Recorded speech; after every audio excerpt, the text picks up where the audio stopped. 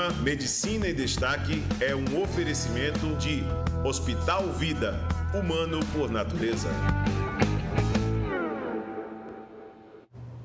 Olá, mais uma vez estamos aqui na TV Mar com o nosso programa Medicina em Destaque, trazendo este programa que oferece a você curiosidades e algumas informações acerca da nossa ciência milenar medicina.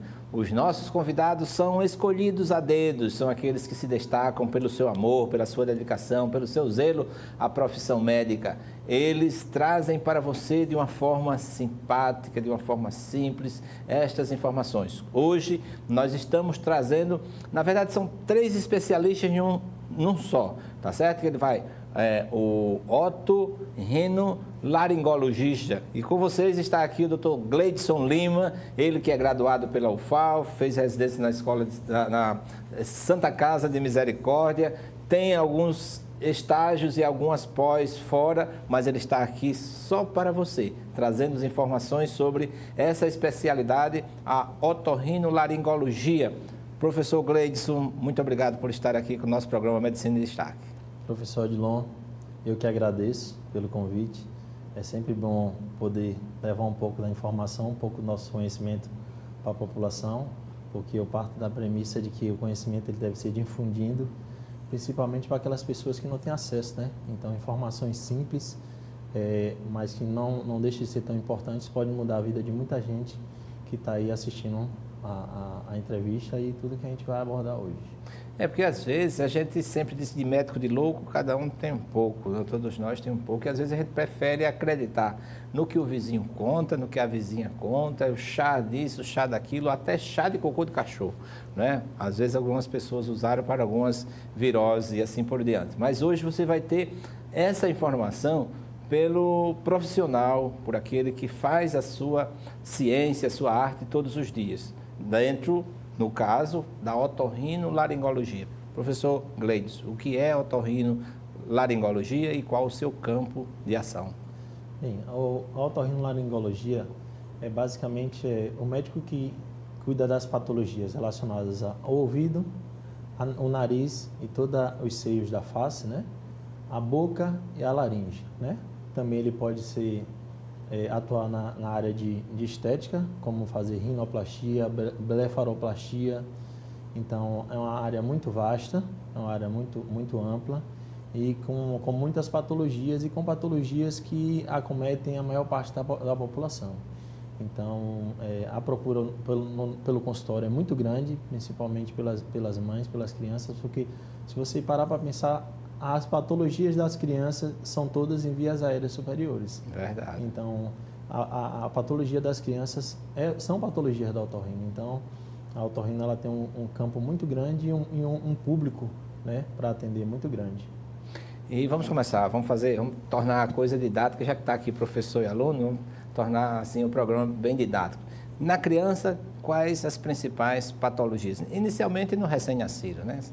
No recém-nascido, tem um ponto muito importante, que é o erro alimentar, o erro da amamentação. As mães chegam no consultório reclamando que o filho está com chiado no peito, está com um barulho que não termina, aquele barulho de secreção constante. Isso nada mais é do erro alimentar. As mães, quando amamentam, elas colocam as crianças bem horizontalizadas. Então, o leite, quando a criança suga o leite, ao invés de descer para o estômago, ela sobe em direção ao ouvido e à narina. Então, o leite fora do estômago, ele irrita a mucosa do ouvido e a mucosa nasal, fazendo com que crie constantemente uma irritação e secreção. Então, por isso, as crianças pequenas têm sempre secreção no nariz e as mães reclamam como se fosse do pulmão, achando que é pneumonia, que é um início de pneumonia, como ela chega falando, doutor, meu filho está com início de pneumonia. Não existe. Ou você tem pneumonia ou você não tem pneumonia. Então, e aí eu pergunto, como é que você está dando a mamadeira? Como é que você está dando o gogó? Eu dou deitado. E na madrugada, como é que você dá? Não, é a criança deitada. Então, as mães têm que ter consciência que o aleitamento materno tem que ser o mais verticalizado possível, né? Eu oriento as mães a colocarem a criança pegando o peito aqui com as pernas do mesmo lado. Então, ela segura a cabeça da criança, a criança bem verticalizada. No outro lado, quando trocar o peito, a mesma coisa. E não o contrário, colocar a criança inclinada. Então, o mais verticalizado possível. Uma outra patologia também muito comum nas crianças é na hora do banho, dos recém-nascidos. As mães tendem ao lavar a cabecinha da criança, deixar entrar água no ouvido. Então, a água no ouvido ela é prejudicial, né? Então, já fazendo um adendo, a cera não é sujeira. As pessoas têm essa ideia abjeta de que o cerume é sujeira. A cera é uma proteção do ouvido. A cera ela produz enzimas que matam bactérias, ela tem um cheiro característico que impede que insetos se aproximem e ela é gordurosa para que a água não fique acumulada no ouvido. Então, as mães, quando forem dar banho nos seus bebês, lavem as mãos, peguem um algodãozinho, pingue 3 gotinhas de óleo de onço, coloque o algodãozinho tapando o ouvidinho da criança, com a parte seca do algodão para dentro e a parte do óleo para fora, para quando a água bater no óleo não entrar no ouvido da criança e não causar otite. Só com relação ainda à alimentação, né, horizontal, cada um que experimente beber um copo com água ou uma mamadeira também deitado, né? A dificuldade de deglutir, né?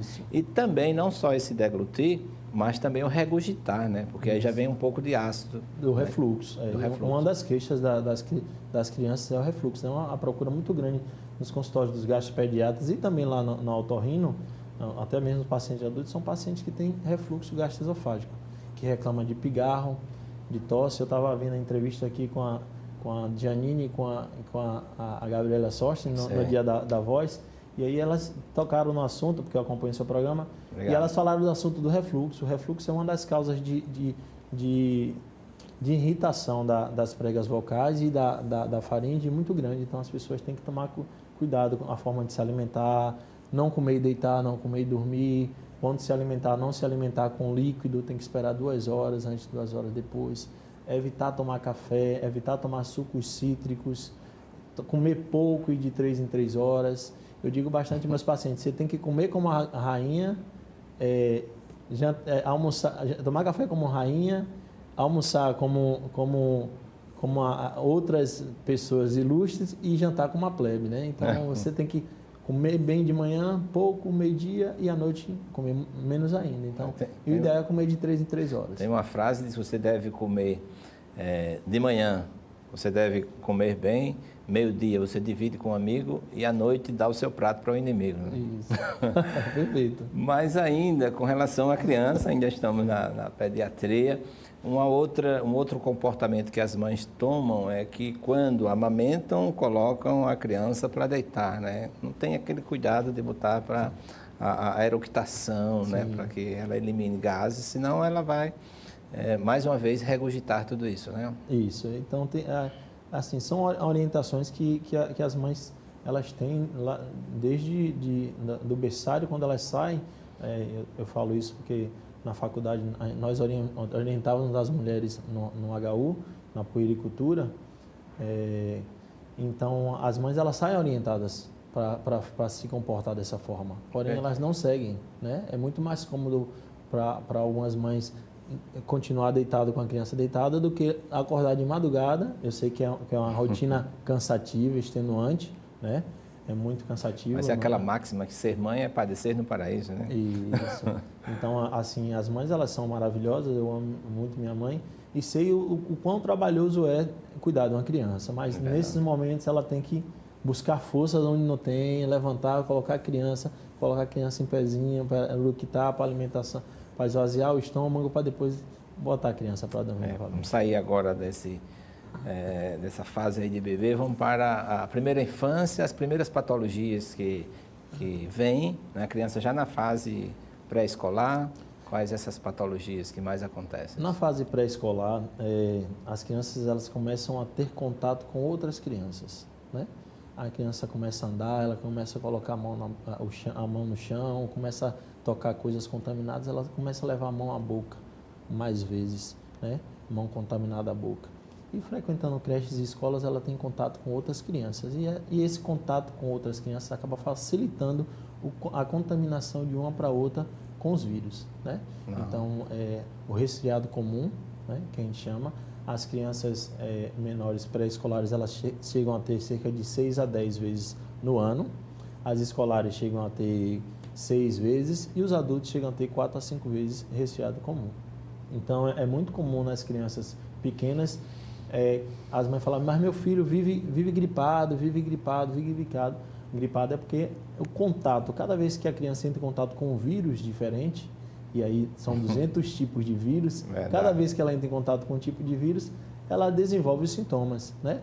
Mas a partir do momento que ela entra em contato novamente com o mesmo tipo de vírus, ela não vai mais desenvolver o sintoma, tanto é que no decorrer dos anos, as crianças tendem a diminuir os quadros de resfriado comum.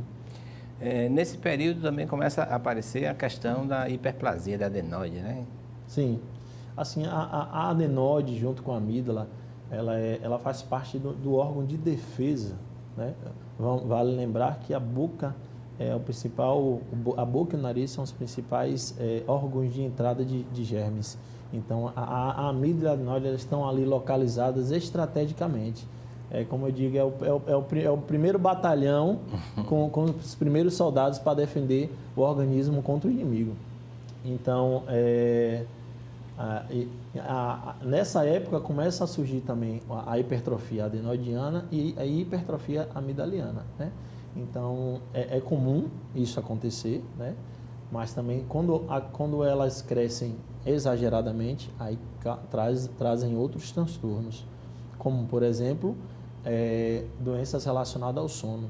Sim. A criança ela tem síndrome da apneia obstrutiva do sono. Por quê? Porque a hipertrofia da amígdala e a hipertrofia da adenoide obstrui a passagem do ar. Então, a criança, quando dorme, ela não tem um sono reparador. Vale ressaltar que o nosso organismo ele precisa de 8 horas no mínimo no adulto e na criança pequena, no recém-nascido, de 14 a 16 horas de sono para reparar todo o organismo. Então, é na hora do sono que o organismo faz todo o reparo. Então, eu dou um exemplo ao pai. Quando você não dorme direito, no outro dia você vai trabalhar, você está como? Está exausto, está acabado. Isso acontece com a gente, né? Que demos muitos plantões na vida e a gente chegava no outro dia e estávamos acabados.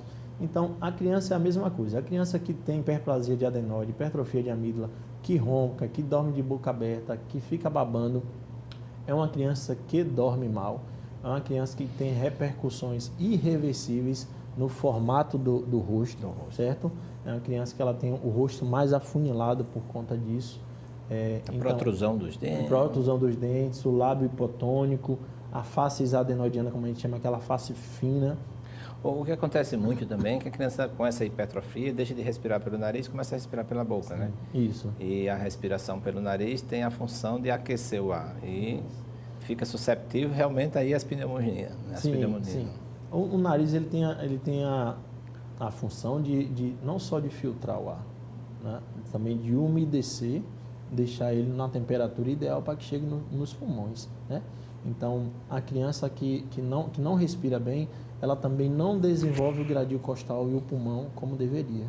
Então, há repercussões crâniofaciais, há repercussões no desenvolvimento da criança, ponderoestatural, há repercussões na cognição da criança, que a criança que dorme mal, ela não produz bem na escola, ela não rende bem. Em trabalho feito nos Estados Unidos com adolescentes, cerca de 20% dos adolescentes que não dormem bem, que passam boa parte do tempo com o telefone ou dormia muito tarde, ou que tinha síndrome da apneia obstrutiva do sono, o rendimento deles era muito inferior aos outros. Olha aí, mães, pais, né, de deixarem os filhos vulneráveis, né, a essa deficiência de rendimento escolar. E às vezes você diz, porque meu filho não está tendo, foi reprovado de ano. E não presta atenção que está em casa, né? O problema está em casa e é facilmente perceptível. E quem faz o diagnóstico são as mães. As mães que chegam para a gente. Às vezes o pediatra fala, a amígdala dele está muito grande, tem que operar. Mas eu chego e falo para a mãe, ele ronca? Não ronca. Como é? Então pronto, então não precisa operar a amígdala somente pelo tamanho. Né? Então a mãe diz, não, doutor, ele ronca, ele baba muito. Então tem que ter muito cuidado. Vale ressaltar que o nariz é o único órgão externo que trabalha, que está em contato com o meio ambiente 24 horas por dia, 365 dias no ano, da vida inteira. Verdade. Então, um órgão que você precisa ter bastante cuidado, né? Que você precisa zelar. Então, pessoas que têm problemas nasais, que têm hipertrofia adenoidiana, tem que procurar um otorrino para que a gente faça o acompanhamento e evite transtornos maiores. Esse programa não tem intervalo, você não vai sair aí agora, porque daqui a pouco o Dr. Gleidson está mostrando todo esse arsenal de cuidados que nós devemos ter com essas vias de acesso à boca, ouvido e nariz. Mas eu queria saber se tem algumas fotos também que vieram aqui. Depois a gente volta a falar sobre essas patologias na adolescência. Mas uma outra patologia que acontece bastante é a epistaxe, né? O sangramento nasal. Por que acontece e quais os cuidados que uma mãe ou um pai deve ter no momento desse sangramento nasal? Assim, a epistaxe, novamente, ela acontece nos pacientes, nos menores, nos pacientes que têm rinite alérgica. Então, o paciente que tem rinite alérgica, ele tem uma mucosa nasal muito friável, muito sensível. Então, o paciente alérgico ele tem uma hiperreatividade. Ele responde exageradamente a qualquer estímulo que chegue no nariz, qualquer alérgeno, seja ele poeira, seja ele pó, seja ele fumaça, seja ele resto de barata, enfim, qualquer estímulo que chegue ao nariz de um paciente que tem rinite alérgica, que já tem essa mucosa hiperemiada, já tem essa mucosa maltratada, ele exacerba essa reação. Por exemplo, se o senhor que não tem rinite alérgica chegar um pelo de gato, você vai dar um espirro, vai coçar uma vez só, vai assoar o nariz, colocou para fora, parou. Resolveu. O paciente que tem rinite alérgica, ele tem essa mesma resposta, porém exageradamente. Ele passa o dia inteiro espirrando, o dia inteiro corizando, a mucosa fica dilatada e isso facilita o aparecimento e o rompimento de vasos. É bom olhar, até você, diante do espelho, né, dá para dar uma olhada nessa Sim. mucosa. Você puxar o nariz assim, você vê essa mucosa e dá para muitas vezes para ver os vasos, né, que é chamada área de Recebach. A área de Kisselbach. Que é essa a área mais vascularizada do cérebro que fica na região anterior. Então dá para você perceber, olhando no espelho, aqui no septo você vê vários vasos avermelhados. E isso tem tratamento, o tratamento é feito com medicamento e ambulatorial. Maravilha. Outras patologias que acontecem ainda nessa fase também são as questões das sinusites, né? Existe uma propensão, aquele que tem é atópico, tem essa alergia, ter uma predisposição às rinites também, às sinusites, melhor dizendo? Sim, não existe trabalhos que comprovem a relação causal da rinite gerando a sinusite. Mas o que nós vemos no consultório é que pacientes com rinite tendem sim a desenvolver sinusite, né? Eles desenvolvem mais sinusite que os pacientes que não têm rinite, né? Porque o que é que acontece com a rinite?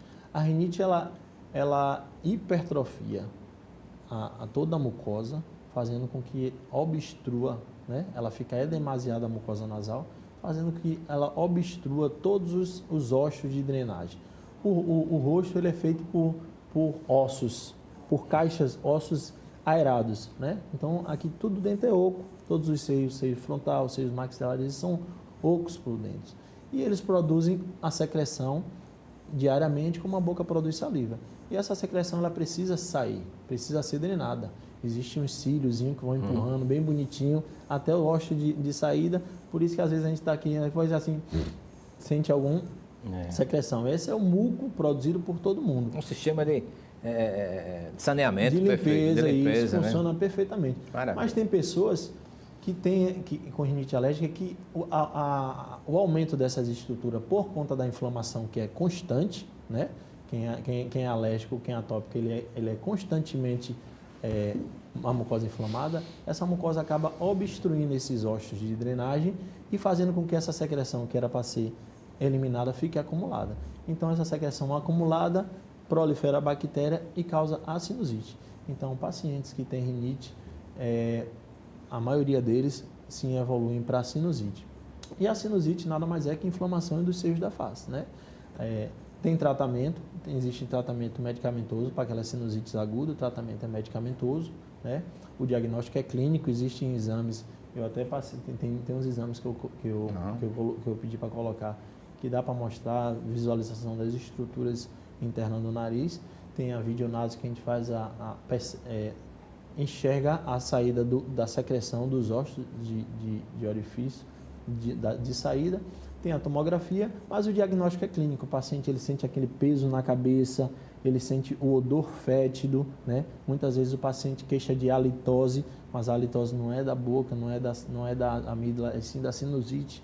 Às vezes ele fica tão acostumado que ele vai sentir a namorada, né? Não, ele não sente. Não sente. Ele não sente. É a mesma coisa que você está usando perfume aqui, nosso organismo está acostumado. Eu não sinto o perfume que eu estou usando. Mas se eu chegar perto da pessoa, eu falo, não, seu perfume é cheiroso e tal. A mesma coisa é quem tem mau hálito. Quem tem mau hálito, ele não sente, porque ele já está tão acostumado com o cheiro que ele não consegue perceber. Só as pessoas que estão ao redor. Mas as pessoas, infelizmente, elas não falam, né? Tem que chegar e tem que falar. Com respeito. Mas tem que falar, eu acho que tem que falar. Eu acho que tudo que você faz para melhorar a vida do outro é válido. Não pode falar publicamente, deixa uma pessoa mas chama isso reservado, fala, ó, procure um dentista, procure um otorrino para avaliar, né? Então, a sinusite, ela tem tratamento. Você falou dentista porque, às vezes, são restos alimentares também, Isso, né? São cáries, são tártaros na região da boca que causam um mau cheiro mesmo. Então, a sinusite, ela tem tratamento medicamentoso e aqueles pacientes que têm sinusite crônica, doutor, eu tenho isso desde pequeno, assim, aí o tratamento, na maioria das vezes, é cirúrgico, assim, com resultados excelentes. É uma cirurgia que não deixa marcas, é uma cirurgia rápida, é uma cirurgia que antigamente deixava com gás e obstruindo o nariz. Hoje em dia, com as novas técnicas, são cirurgias minimamente invasivas, com segurança plena. Então, e a qualidade de vida muda por completo. O paciente, depois que faz a cirurgia de sinusite, a cirurgia para melhorar a rinite, a vida dele muda porque ele está acostumado a respirar mal. Ele não acha, ele não conhece o bom, que é respirar bem. Eu digo assim, só é feliz quem respira pelo nariz. Então, paciente que não... Até um motezinho de cordel, né? Só é feliz quem respira pelo nariz. Então, o paciente que nunca respirou bem, ele vai achar que está respirando bem, mas depois da cirurgia ele fala, doutor, agora eu estou vivendo, agora eu estou dormindo bem, meu ronco diminuiu, assim, minha esposa parou de reclamar do meu ronco, minha vida melhorou, na academia eu estou rendendo mais, no meu esporte, então a qualidade de vida dá um up muito grande. Perfeito. Nós vamos já falar sobre a questão do sono, mas nós falamos sobre as amidalites, rinites, sinusites e as otites. As otites. As otites, elas são muito frequentes. Primeiro porque as pessoas têm um erro, um erro muito grande de usar cotonetes, hastes metálicas, hastes flexíveis. Então, as hastes flexíveis, que são essas aqui bem conhecidas por todos, elas são proibidas o uso. Se você olhar no fundo da caixa do produtor, tem lá contraindicação, proibido colocar no ouvido e no nariz. Então, eu trouxe aqui um exemplo, um esquema de uma orelha. Então, aqui está a orelha externa, que é o pavilhão auricular, e a orelha interna. Cada pessoa, cada criança, cada pessoa tem um diâmetro diferente, certo? Tem um diâmetro diferente. E às vezes é irregular, às vezes tem uma protuberância óssea, então as pessoas não sabem o quão devem introduzir. Então, qual é o risco de você utilizar o cotonete? Né? De você penetrar, perfurar a membrana timpânica e causar uma lesão na cadeia ossicular, que é a responsável pela audição. Então, eu oriento a todos os telespectadores que parem de usar cotonete, porque é um risco muito grande. Primeiro, por causa da acidez, e segundo, porque você acaba levando o cerume também, o cerume, você empurra o cerume, né? Que ele sai sozinho, o ouvido ele tem um mecanismo de autolimpeza que vai empurrando o cerume para fora, né? Ele, além de empurrar o cerume, ele causa traumatismo na pele do ouvido, fazendo com que haja as otites, né? E assim, nessa época do verão, tem um fator agravante, né? É a época que todo mundo fica nas praias, na piscina, horas na praia, horas na piscina. Então, a água, né, quando você tira o cerume com o cotonete, a água ela é deletéria pro ouvido. Então, cada hora que a criança permanecer, ou o adulto permanecer na água do mar ou na piscina, ela tem que permanecer meia hora fora para secar o ouvido. certo? Olha aí. Então, e assim, e uma curiosidade, a pele do ouvido ela é tão sensível, né? E ela tem uma característica que ela é a única pele do corpo humano que não tem movimentação, que não é móvel. Toda outra pele do corpo, da mão, do rosto, ela tem mobilidade. A pele do ouvido ela não tem mobilidade porque ela repousa diretamente sobre o osso da mastoide. Então, por isso que quando aquelas crianças, quando ficam muito tempo na água, o que é que acontece? Acontece a mesma coisa que acontece com o dedo da mão, os dedos dos pés. Ficam engelhados, ficam hiperidratados. O que acontece? Acontecendo fissuras nos dedos, né? e nos pés. A mesma coisa acontece com a pele do ouvido. A pele do ouvido ela fica hiperidratada e causa microfissuras. Com essas microfissuras, as bactérias que estão presentes aqui no ouvido, né? Como em toda parte do corpo, elas penetram e causam a otite, então mais conhecida como a otite do nadador. Então, a criança, os turistas, né? Nessa época do ano, tendo muito turista. Né? Verdade. Os turistas vêm passar dias aqui, e então eles passam muito tempo na água. Então chega reclamando, doutor, meu filho está com dor de ouvido. Quando vai ver, está lá a otite externa. Então, muito cuidado. Ao primeiro sintoma, né?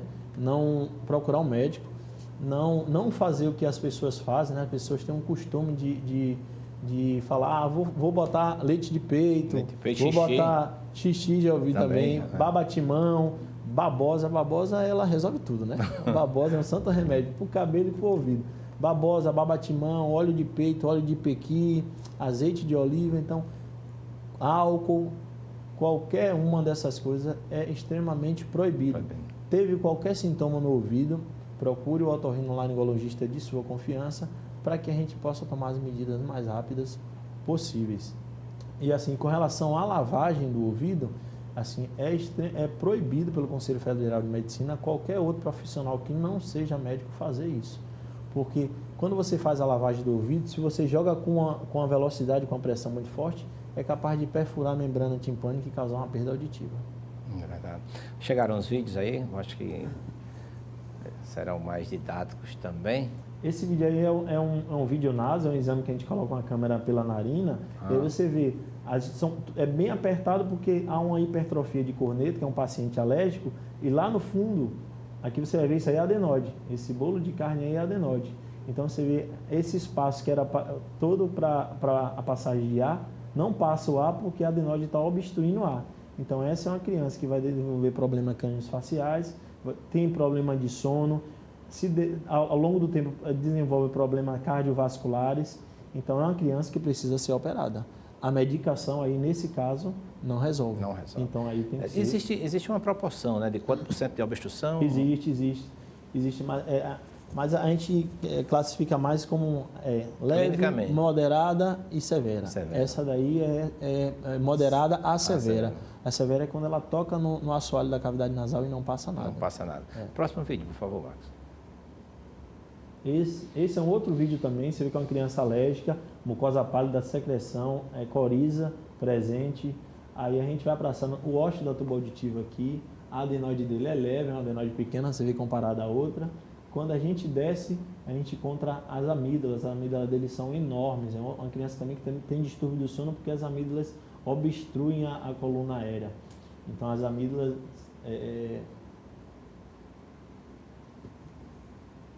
Deixa eu ver se evolui. Não está evoluindo. Cortou. Mas nesse vídeo mostrava as amígdalas hipertrofiadas, obstruindo toda a coluna aérea. Então a criança, quando ela deita, as amígdalas vêm, repousam sobre a coluna aérea, obstruindo a passagem de ar. Não tem como não roncar.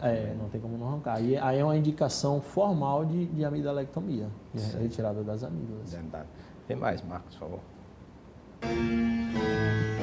A saia do cotonete. Assim, o que é que o cotonete faz, né? Empurra o cerume, ele vai empurrando o cerume, que o próprio ouvido ele tem um mecanismo de autolimpeza, né? Então, ao fazer isso, você vai estar dificultando, nesse caso aí, a perfuração da membrana timpânica, causando a surdez. Então, são comportamentos que a população tem e que não tem que deixar de ter, porque senão pode levar a uma perda de audição. Lembrar que o ouvido é um dos órgãos mais importantes porque ele é responsável pela audição, né? Sem a audição você não interage com as outras pessoas, você não percebe o que está acontecendo no mundo, né? Tanto a audição quanto a fala são extremamente importantes para o dia de hoje. E você perdendo a audição... É irreparável, não tem como substituir. Não tem como substituir. E as pessoas não dão valor, né? Eu digo isso porque hoje em dia, com esse negócio de aula online, as pessoas ficam o dia inteiro com fone de ouvido com uma altura muito grande. Então, essas pessoas vão desenvolver perda auditiva induzida por ruído. O senhor é médico do trabalho também sabe o quanto tem de pessoas que trabalham com ruído e que têm a perda auditiva. E são irreparáveis, são irreversíveis, não volta mais, infelizmente. Uma outra coisa também que as mães devem ter cuidado, que fica o dia todo a criança com o fone e ela não é capaz de auferir esse volume, Sim. né? E se for um filho que gosta de música e de um som metálico, uma guitarra, aí realmente os efeitos são deletérios, como você disse, são mais cruciais, né? São. Além da perda de audição, tem a questão da interação, né? As crianças hoje em dia elas estão muito focadas nos aparelhos eletrônicos e estão deixando de interagir com outras pessoas.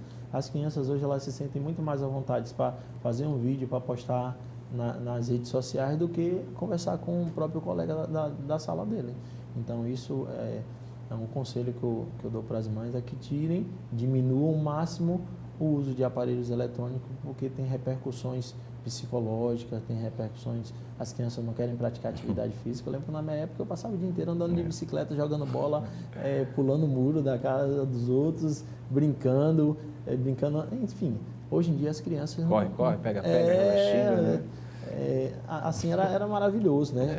Hoje em dia, por conta da violência também, que está muito grande, mas as crianças têm espaço nos seus prédios, então as crianças têm que ser estimuladas a praticar esportes, a interagir com outras crianças, porque isso faz parte da evolução, né? Além disso, se fosse entrevistado um ortopedista, ia dizer dos efeitos da coluna, né? Isso, a posição, né? Então, é o que eu digo, nós estamos evoluindo. Nós viemos do macaco, né? Na teoria, nós viemos assim e ficamos mais eretos. Agora estamos evoluindo, estamos agora voltando para ficar assim. Novamente. Então, os problemas da coluna, né? Certamente vão aparecer. Vê mais fotos aí, por favor, Marcos. Vocês têm vídeo? Eu acredito que não. Isso aí são os fatores desencadeantes das alergias respiratórias, né? Nossa. A gente passou bem rápido pelas rinites alérgicas, mas aí o principal agente causador da rinite alérgica é o ácaro, né? É o ácaro que está em nossa casa, que está no nosso colchão, no nosso travesseiro.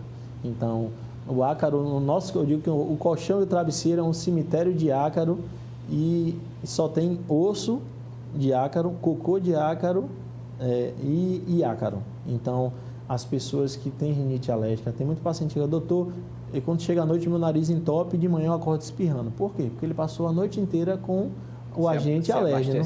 De ácaro. Isso. Existe uma frase de Saint-Exupéry no Pequeno Príncipe que o essencial é invisível aos olhos. Assim, quando ele se referindo ao coração e um sentido de espiritualidade, mas existe um lado negro de ser invisível aos olhos. Você não consegue enxergar. Não consegue enxergar, mas está cheio. Está cheio de ácaro. Então, quando você compra o Coloca travesseiro... mais uma vez aí, vamos dar uma lida nesses bichinhos, né? Tem ácaros, tem... Os ácaros, então, quando você compra... baratas, fungos, animais de pelos, fungos, pólen. O fungo, o mais comum é o aspergilo, o pelo de animais. E, na verdade, os animais, o que mais causa a alergia são as secreções liberadas pelo gato e o cachorro, e não tanto o pelo. As secreções nas glândulas sebáceas, não tanto o pelo causa também. Tem os pólens, que é mais comum no sul, na época da primavera. Então, as pessoas que moram no sul sofrem muito mais que a gente aqui. Não temos essa... As ocupacionais, os pacientes que trabalham com trigo, poeira de madeira, detergente, látex, que são os profissionais da saúde.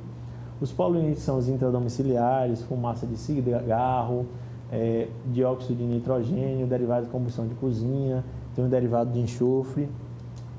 E os extradomiciliares, que é o ozônio, o óxido nítrico e dióxido de enxofre. Assim, chama muita atenção para a questão do ar-condicionado. Muitas vezes a pessoa tem um ar-condicionado lá tão bom, mas não sabe que ele é um grande depósito, né? Sim, assim, o ar-condicionado ele deve ser limpo de 6 em 6 meses ela deve ser feita a limpeza nas residências. Nos ambientes de trabalho tem que ser feito de 15 em 15 dias. Existe uma síndrome do prédio doente. Você só limpa os ar-condicionados, mas não limpa as tubulações.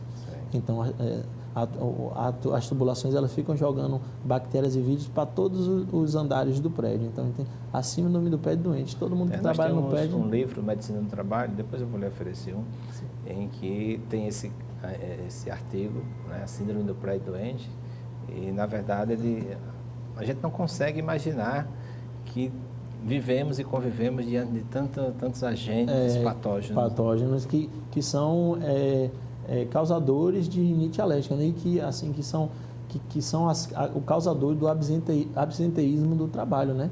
Então é um custo muito grande financeiro, doenças como a rinite. Para o senhor ter ideia, 40% da população de Curitiba, desculpe, 46% tem rinite alérgica. E acredita-se que nos grandes centros como São Paulo, 70% da população tem a rinite alérgica. Então, as pessoas têm que tomar cuidado com a rinite alérgica.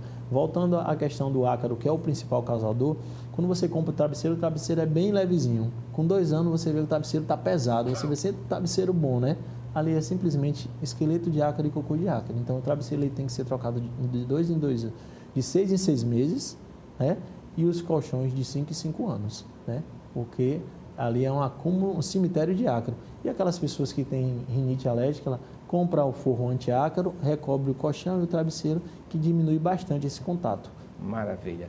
Vê se tem mais alguma foto. Se não tiver, o Dr. Gleidson vai fazer uma demonstração. Isso aí é a diferença dos sintomas entre Covid, resfriado e gripe, né? É um momento muito propício para a gente diferenciar, né? O coronavírus, a febre é comum, na gripe também, o resfriado, a febre é baixa, muito rara, o cansaço, o Covid, às vezes, principalmente quando evolui para a fase inflamatória, na gripe é comum, no resfriado comum às vezes, a tosse no Covid é seca, né? É comum também, na gripe também, no resfriado comum é tudo leve. Espirros é muito raro, tanto no Covid quanto na gripe, é comum no resfriado comum. Dores no corpo é comum na gripe, no Covid é muito difícil. Nariz entupido é muito comum no resfriado comum. Dor de garganta é muito comum no resfriado comum. Então, assim, o que diferencia, né? São patógenos diferentes, mas eu digo aos meus pacientes e para os colegas médicos clínicos, né, e os colegas que estão recém-formados, o que é que diferencia uma doença na outra? O resfriado comum, ele acontece de 6 a 8 vezes nas crianças pequenas, né? É comum o nome, resfriado comum, é comum acontecer na criança. Então, não ficar procurando chifre na cabeça de cavalo. A criança está corizando, está espirrando, mas está ativa, está brincando, está comendo, está se alimentando, está uma febre baixa, é resfriado comum. Espera 5 a 7 dias para ver se ela não evolui para uma infecção bacteriana. Se 7 dias a 10 dias ela começar a ficar prostrada, começar a ter febre alta, aí sim começar a infecção bacteriana. Ela não dá, a criança não perde aquele ânimo que toda criança tem, né? Então, a criança mantém as atividades dela de vida normais.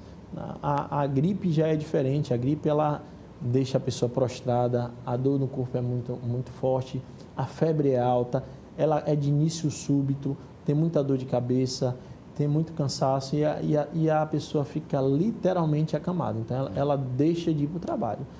E o Covid... Essa eu entendo, né? A gripe para a gripe para o Covid. Os sintomas são os mesmos, certo? Porém, o Covid vem mais florido, né? O Covid ela vem com perda do olfato e perda do paladar, que dificilmente a gripe tem. Então, um paciente que evolui com perda do olfato e perda do paladar em tempos de pandemia, o primeiro diagnóstico a se pensar é Covid. Então, tem que procurar esperar 5 a 7 dias, não esperar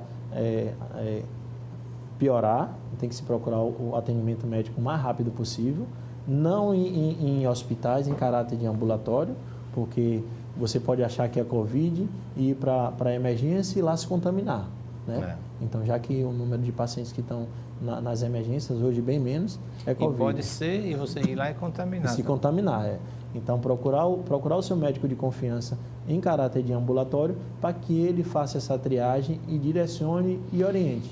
Solicite os exames para confirmar ou excluir o diagnóstico. Perfeito. Tem mais imagens? Essas aí são as 10 dicas úteis para combater a rinite alérgica, né? São 10 slides que eu trouxe para ilustrar a aula, mas eu acho que não está passando. Não está passando. Tá.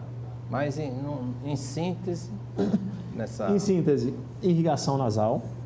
E para isso você já trouxe aqui, material. trouxe aqui o material, né? Assim, então, o soro fisiológico é uma medida prática, simples e de boa aceitação, né? Muitas das pessoas não aceitam o uso de algumas medicações porque elas acabam causando um certo incômodo. E o soro fisiológico é um santo remédio. Estudos dizem que o uso do soro fisiológico reduz de 30% a 40% o uso das medicações, né? Então, existem de várias formas, existe ele pressurizado, assim, com jato forte, que você aperta ele, sai. Então, você coloca nessa direção, a mão direita na narina esquerda e você aperta e joga lateral. Para o soro pegar na lateral do nariz, porque as estruturas e os orifícios dos seios nasais estão na lateral do nariz. Perfeito. No centro só tem um septo. E do outro lado, do lado de cá, para o outro lado, da mesma forma. E aperta. 3 a 4 vezes por dia, né? Existe desse tipo para aquelas pessoas que não têm condições, né? Você pode fazer o soro caseiro em casa, 1 litro de água fervida com 1 colher de chá. Você mistura e faz uma solução aproximadamente 0,9%. Colher de chá de sal. 1 colher de chá de sal. É água e sal. Água e sal é o soro fisiológico. Você pega 1 litro de água fervida com 1 colher de sopa, né? 1 colher de sopa de sal, né? É aquela colher maior, mistura e faz uma solução salina de aproximadamente 0,9%. Você pode aspirar com a seringa, você compra a seringa dessa, 20 ml, do mesmo jeito você coloca aqui na lateral 20 ml aqui, 20 ml no outro lado, faz isso 3, 4 vezes por dia, vai melhorar bastante seus sintomas. Por quê? O soro fisiológico ele retira todas as impurezas que estão em cima na mucosa nasal, que são elas que ativam o sistema de defesa para causar toda a sintomatologia. Ele tira as mediadores inflamatórios que estão no muco, né? Que causam também toda a sintomatologia. E, além disso, ele faz a clearance, ele liquefaz toda a secreção presente nos seios da face. Um lavar as mãos de forma especial, né? Você as impurezas das mãos, você tira com água. As impurezas do nariz, você tira com esse soro específico. Água e sal. E assim eu digo a meus pacientes que têm rinite alérgica, tem que fazer isso todo dia. É como escovar os dentes. Faz após o café da manhã, após o almoço e após a janta. Lava o nariz 3 vezes por dia durante todos os dias do ano, né? As pessoas elas esperam adoecer para procurar o médico. A gente não tem essa cultura preventiva. Então, o paciente que tem rinite alérgica, ele espera chegar na virada da estação do ano, na chegada do outono, na chegada do inverno para procurar o médico. Não, você tem que procurar o médico antes, para que faça uma avaliação antes, para que possamos passar o tratamento antes, orientar antes, para que não chegue na situação de crise, né? E assim, então, e evitar se automedicar. Tem pessoas que usam, vou dar exemplo aqui de duas medicações que quem usa sabe, ela vem nesse formato, né, que são vasoconstrictores locais, que são extremamente perigosos, né? Você só deve usar quando o médico prescrever, né? A gente usa isso por tempo muito pouco, só que as pessoas usam isso de forma aleatória várias vezes durante o dia. Então, na bolsa tem um, no carro tem outro, no trabalho tem um, no trabalho tem outro. Isso aqui é muito perigoso. Primeira coisa que ele causa um efeito rebote. Ele melhora agora, você pinga uma gota, você, eita, como eu estou respirando bem. Mais tarde você vai ter que pingar 2 gotas, porque uma gota já não vai servir mais. E assim sucessivamente, por isso que você precisa usar mais, né? Então, e tem outros agravantes, porque ele causa problemas cardíacos, pode dar derrame, AVC e aumenta a pressão arterial. Por conta das substâncias substâncias contidas nele. Então, nós proibimos o uso disso indiscriminado, porque existem outras medicações que usamos, que são os corticoides nasais, né? Aqui tem exemplo de 2 deles, que nós usamos fazendo o tratamento junto com os antihistamínicos e outras medicações avançadas que a gente tem. Então, nós temos um arsenal de medicações que usamos para diminuir as crises de rinite e de sinusite e que não tem por que as pessoas se automedicarem, muito menos estar usando remédios caseiros. Nós não fazemos script aqui para o programa, bem assim, é um diálogo entre 2 colegas, mas assim, algo que a gente precisa, e você deve ter recebido essa aula toda agora, o Dr. Gleidson, mas é uma pergunta que nós temos que fazer aqui: quais são as urgências em otorrinolaringologia? Porque, às vezes, você pode evitar um mal maior tendo uma conduta adequada ainda em casa, antes de chegar no médico, né? Quais são essas principais urgências? Primeiro é epistaxe. Sangramento nasal é uma urgência, assim, se é um paciente que tem constantemente e ele vai ao médico, ele já sabe como conduzir. Ele já sabe como se comportar no momento do sangramento. Na segunda vez ele já... ele vai até o consultório, a gente medica e fala, acontecer de novo, você faz isso. Então, é um paciente que dificilmente ele vai voltar ao consultório, exceto que piore, né? Mas um paciente que tem pressão alta, descontrolada, que tem aquele sangramento volumoso, né? Que tem muita perda de sangue, sim, esse tem que procurar emergência e aí nós abordamos o paciente, colocamos tampões, fazemos cauterização e quando isso não resolve, a gente coloca no centro cirúrgico e faz a ligadura da artéria que irriga essa região. Com relação ao ouvido, os pacientes, tem muito paciente que tem gripe, que tem otite, que tem gripe que evolui com perda de audição, diminuição da audição. Esse você tem que procurar com urgência o médico, porque essa perda de audição pode se tornar permanente. O vírus ou a bactéria, ele pode atacar o nervo da audição e essa lesão pode ser irreversível. Então, quanto mais cedo você procurar o médico, menores são as chances de evoluir para uma perda auditiva permanente. Né? E a terceira coisa são aqueles pacientes que viajam de avião e voltam com uma dor de ouvido muito grande. Normalmente ocorre um hemotímpano, que é o sangramento dentro da orelha média, na parte interna da orelha, ou então secreção, inflamação e secreção, e muitas vezes a gente precisa fazer um furinho na membrana timpânica, drenar essa secreção e passar antibiótico, porque sangue parado acumulado, ele vira meio de cultura de bactéria e com certeza vai evoluir para uma otite média. E lembrar que o ouvido ele tem uma proximidade, aqui tem um exemplo, ele tem uma proximidade muito grande, aqui está a orelha média, né? Então ele tem uma proximidade muito grande com o cérebro. Aqui já é o cérebro, a meninge, o cérebro. Então, qualquer infecção nessa região, ela pode passar para o cérebro e desenvolver uma meningite, uma encefalite, uma trombose de seio cavernoso. E assim, nós sabemos que são doenças que são muito graves e podem levar até a morte. Então, qualquer tipo de infecção no ouvido, né, você tem que procurar com urgência o médico, o seu otorrino de confiança, para que a gente possa iniciar o tratamento o mais rapidamente possível. Uma outra patologia de urgência, e acontece agora já na fase do idoso, é a labirintite, né? Sim. A labirintite, ela tem diversas causas, né? Na verdade, a labirintite é um diagnóstico raro, né?